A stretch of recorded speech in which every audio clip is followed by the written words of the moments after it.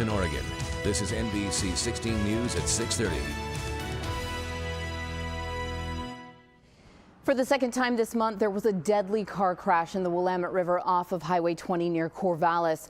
Thanks for joining us for NBC 16 at 6:30. I'm Jody Reynosa. 77-year-old Kenneth Lays of Albany apparently had a medical episode before crashing into the river this morning. Lays was traveling east on Highway 20 around 7:30 this morning when he initially crashed into a tree and then the Willamette River. Rescue crews were able to pull out his car before we arrived on scene this morning.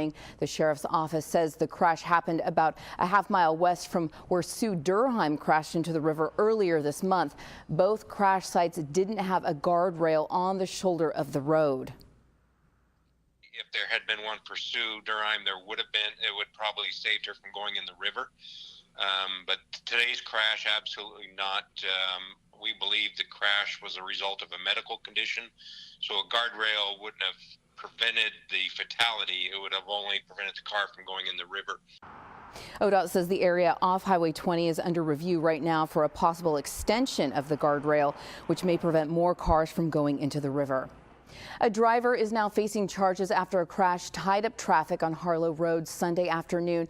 Eugene police say 62-year-old Susie K. Engel was under the influence of alcohol when she hit a tree at Walnut Lane. She was reportedly driving erratically before the crash. EPD says she was hospitalized with non-life-threatening injuries. Reports of crime in North Bend were cut in half last year. According to North Bend police, the significant drop is largely attributed to the addition of 4 officers and a restructured work schedule. A staffing study in 2016 found officers spent 90% of their time implementing reactive instead of proactive policing. That includes having more patrol cars on the streets. That restructuring, that change in shifts, and the additional personnel, as well as a concentration with the community to make sure that they were reporting crimes at low levels and that we were able to respond to them, all contributed to better crime numbers this year. He says a goal for this year is encouraging people to report anything suspicious and maintain staff to maximize visibility in the community. Bay Area Hospital was put in lockdown this morning when police got a report of what sounded like a single gunshot nearby. Police responded just before 9 o'clock but didn't find anything suspicious. According to the hospital, the lockdown was a necessary precaution for the safety of their patients. The hospital stayed open for patient care. So again, in that lockdown process, we have people stationed at the door. Here at the emergency department was one of the critical points to make sure that people needing care were still able to access the facility for care. Moore says visitor and patient safety prompted their decision to implement the lockdown. On to a first look at weather. NBC 16's chief meteorologist Carmen Rose joins us now in the Weather Center.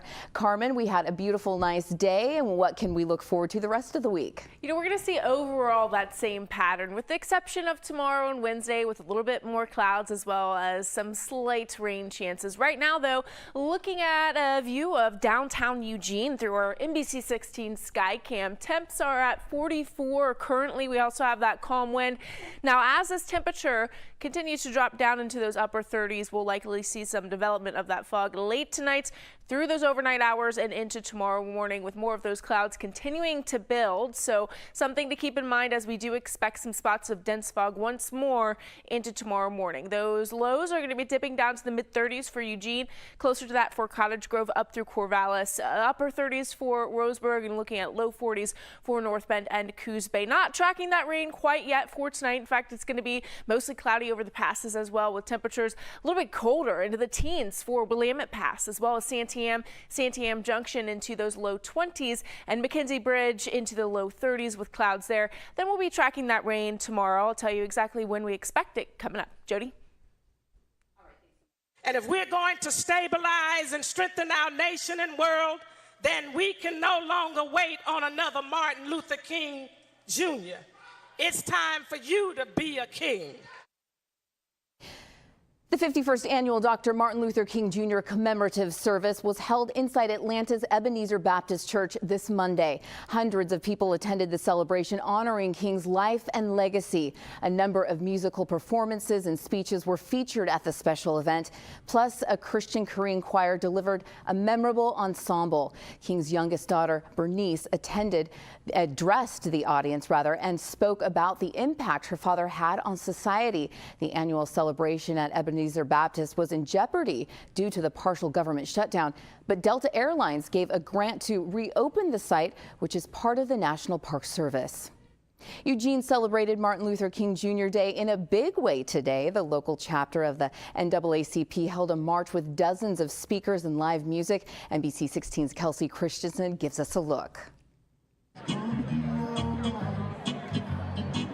It is important that we honor how far we have come while still acknowledging how far we still have to go. Well, we want to celebrate Martin Luther King. People of all sizes, colors, and ages came together on Martin Luther King Jr. Day to say the fight for equality is still far from over. And we're still trying to work out some of the ideas that were fought over. The major gaps in our country are gaps in education and wealth and income. UO President Michael Schill says the university is working to get more students of color in college, along with helping them pay for school, because he says equal education can be the path to stopping injustices. Even with the work ahead, this group agrees that because of Dr. King's civil rights movements, we have come a long way as a nation. Ultimately, his life ending for what we have now is just amazing. I want to bring attention to the pain, the brutality, and the countless deaths that had to occur for us to speak and for you to hear a word. Dr. King led the Civil Rights March from Selma to Montgomery, totaling 54 miles. That's just one of his many accomplishments, but it's also one reason people march today, to symbolize unity. Stand up for what you believe in, and I want my son to have that strong, voice. All men are created equal, black, white, red, yellow, and brown. People marching together for the greater good. Reporting in Eugene, I'm Kelsey Christensen. The MLK Day celebrations continued later into the afternoon in Springfield, where their march ended at Springfield High School. Artwork, essays, and speeches honoring the civil rights icon were on display, and a crowd gathered in the auditorium to recognize student competition winners. One of those winners was high school sophomore Abby Raven, who delivered a speech on how we need to shed implicit biases using Dr. King as inspiration. If there was one way to make a difference, then this was one way to do it, is just to start kind of in your own mind. So it's kind of just about empowering you to be able to work on that internally, and it's just about kind of self-change and just working on changing your mind and changing your heart for the better of the world. The event featured music from one of the high school's jazz bands and was organized by the Community Alliance of Lane County. On Martin Luther King Jr. Day, people in Roseburg were giving back to the environment. NBC 16's Gabby Arenda reports. The clouds and the cold didn't stop dozens of people from grabbing a trash bag and joining Umpqua Watershed's Martin Luther King Jr. Service Day to clean up the Umpqua River at Stewart Park in Roseburg.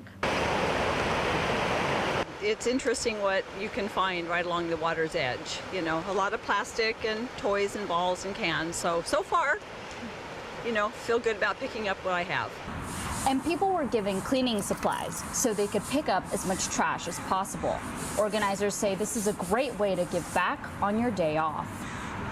A day of service, so a day on, not a day off. Typically we get the day off and we kind of just hang out, but we want to come out and support our community on Martin Luther King Jr. Day. Wilson says it's important to get the community involved because everyone, including animals, uses the park or the river.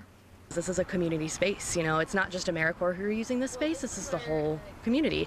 And I think it's really important that our citizens in Roseburg work together to make sure that we're providing for everyone. And in the spirit of Martin Luther King Jr. Day, Snook was more than happy to help out.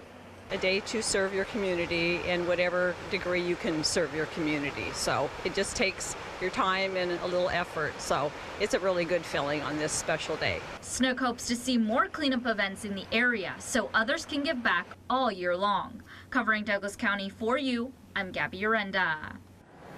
Martin Luther King Jr.'s 90th birthday was celebrated in Coos County. The human rights advocates of Coos County held a ceremony at the Pony Village Mall. It included speakers, songs, and student artwork that paid tribute to the activist. Our theme is, do you stand for justice, like MLK did, or just us? So we're really inviting people to consider what kind of justice they stand for. The children's artwork is different visions the teachers have to bring awareness to MLK and his themes of living. The student artwork will be on display until Thursday. A representative of the Human Rights of Coos County group will be there from 11 a.m. until 3 p.m. through Thursday. The mother of Trayvon Martin spoke before a crowd this morning at Oregon State University in Corvallis. Martin was killed in 2012 by Neighborhood Watch coordinator George Zimmerman in Florida. Sabrina Fulton touched on Dr. King's legacy of peaceful protest, as well as racism that is still prevalent in the U.S. With so many surveillance cameras and cell phones, people are just seeing what African Americans and people of color have seen all their lives, and I think now that it's on the forefront, people are more aware that it's going on, and so we can come to some type of resolution. When it comes to the rise in hate crimes, Fulton says it's tough to change people who have been taught to hate others. Some people were bred to be racist. Some people were bred to hate other groups. And sometimes you can't change those things until you change the mindsets. So a lot of those people need their mindset changed. And most people won't change their mindsets till something happens to their family, till something happens to them. Then it hits home and they kind of understand how people feel. Fulton says just because someone doesn't like something doesn't give them the right to commit violence. She says we're all in this country together and need to learn how to get along together. We'll have more news after the break.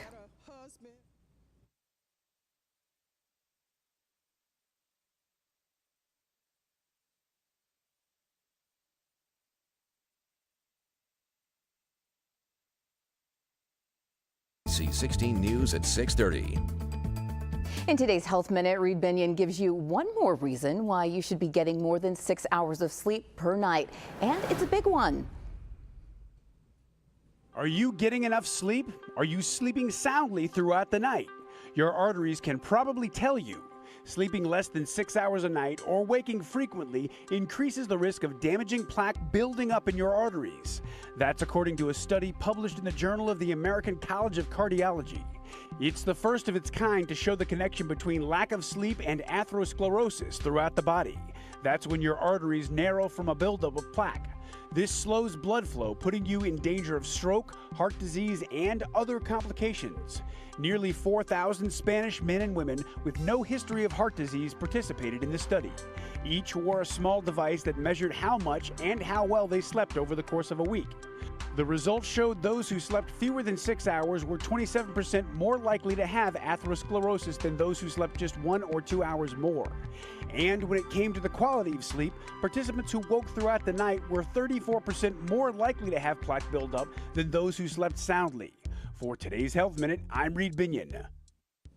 A follow-up to a story we brought you a few months ago. The Chinese doctor who reported the birth of the world's first gene-edited babies has been accused of violating national guidelines and possibly laws. Investigators in China determined that He Jiankui organized and handled funding for the experiment without outside assistance in violation of national guidelines. A report in Chinese state media said the doctor acted on his own and will be punished for any violations of the law. The doctor told the world last November that his research was responsible for the birth of twin babies whose genes had been edited in hopes of making them resistant to the AIDS virus. Along with the birth of the twins Lulu and Nana, another embryo yet to be born reportedly resulted from the experiment. Chinese state media reported that all three will remain under medical observation with regular visits supervised by government health departments. The report didn't say which laws the researcher might have violated, but said he had fabricated an ethical review by others. Gene editing for reproductive purposes is effectively banned in the U.S. and most of Europe. Turning to weather now, NBC 16's chief meteorologist Carmen Rose is standing by for a look at what's coming up in your full forecast. Hey, Carmen. Hey Jody, well, we are tracking a relatively quiet forecast in the extended. I'll tell you which days are going to be a little bit more active than others in just 2 minutes.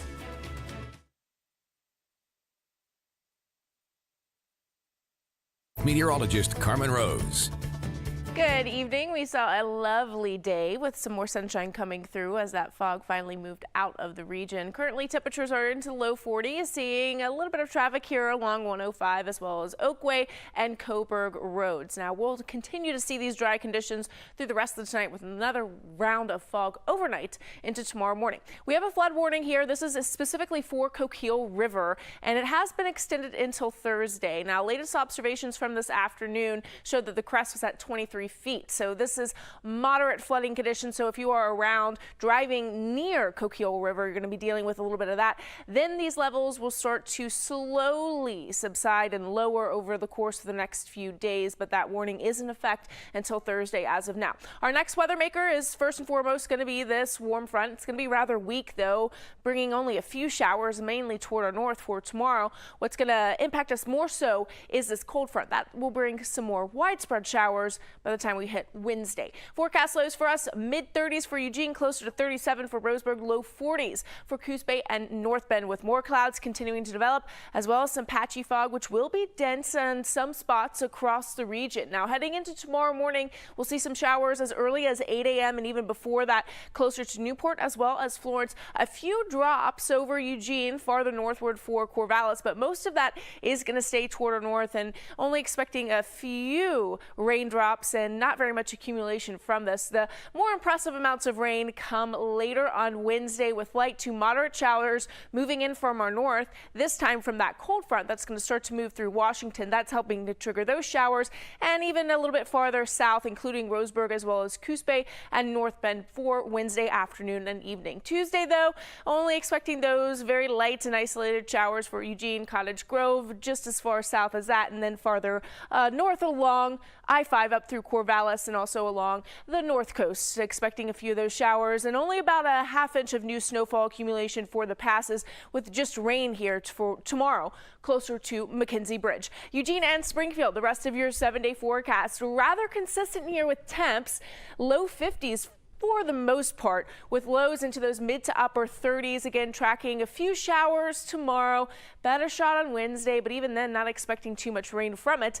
Then we'll be dealing with dry conditions Thursday through the rest of the work week and this coming weekend, with fog each and every morning. The coast, not going to see those showers as low as Coos Bay, but could see them along the north coast with more of those widespread showers on Wednesday. But again, on and off, very light for Wednesday afternoon, not expecting any sort of downpours. And then dry conditions Thursday, Friday through this coming weekend, and that's going to be the same case for Roseburg, with the exception of Wednesday. We could see a few of those light showers there, but after that, morning fog, partly sunny conditions each and every afternoon. And of course, you can track the latest with your weather at NBC16.com if you're more of a web person. And then we also have KMTR NBC16 phone app. Just type that in and you'll have all the info at your fingertips. Love that app. Yeah, thanks it's pretty good. So much, Carmen. All right.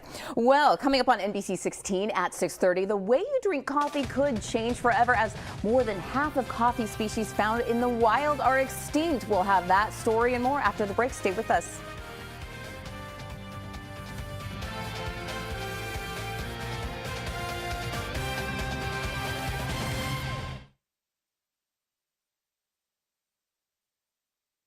News at 6:30. As the partial government shutdown continues, some federal workers are forced to find new jobs. In Oklahoma, Caleb McCoy has started driving for Uber. He's a hydraulic technician for the U.S. Geological Survey. However, he's been furloughed since December 22nd and hasn't had a paycheck since the 28th. I'd heard of Uber. I'd kind of looked at it from time to time as a potential job opportunity I could use to make, some side money. This is the longest government shutdown in U.S. history. Over the weekend, President Donald Trump offered protections for dreamer immigrants in exchange for nearly $6 billion to build his border wall. However, Democratic officials say they aren't interested in the proposal. Enjoy that morning cup of joe while you can. New research shows 60% of coffee species found in the wild could soon become extinct. Researchers at Kew Royal Botanic Gardens in the UK warn climate change, deforestation, droughts, and plant diseases are putting the future of coffee at risk. The study, published in Science Advances, says governments and commercial producers need to increase protections for coffee species and stockpile more seeds. Fewer coffee crops means coffee could cost more and taste worse. Out of 124 types of wild coffee, 75 are at risk of extinction.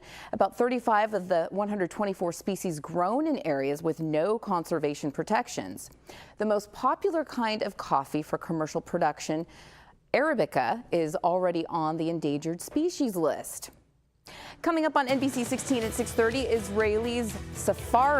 Israel Safari rather, has some rhino cuteness too adorable to miss. Stay with us. We'll show you.